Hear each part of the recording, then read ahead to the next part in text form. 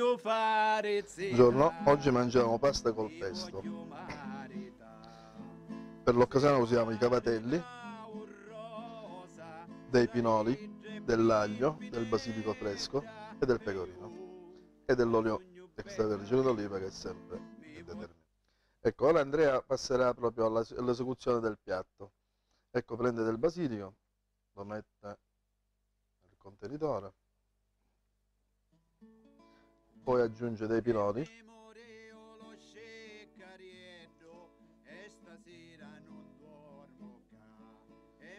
dell'aglio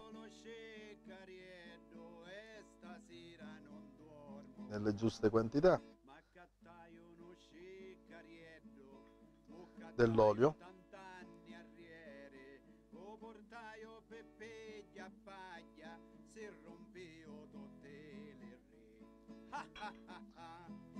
ora frullerà il tutto, lo amalgamerà.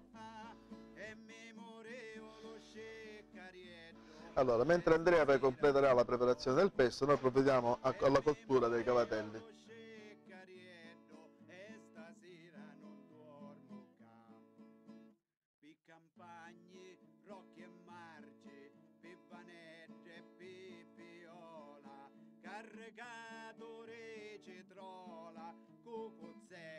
Allora, il pesto è pronto, Andrea ha già provveduto a farlo e provvederà a metterlo nella ciotolina pronto per condire i nostri cavatelli.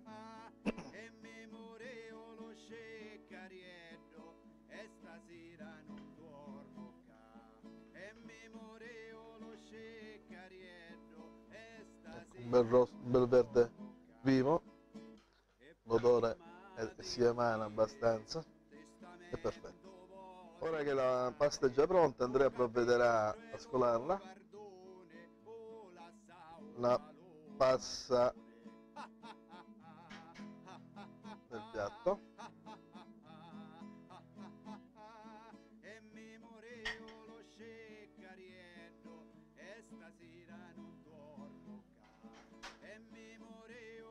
e la condisce col pesto che ha appena finito di fare.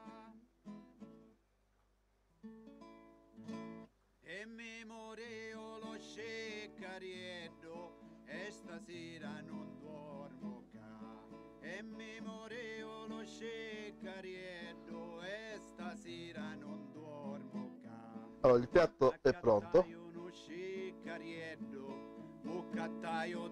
Buon appetito. O portaio Peppe a paglia.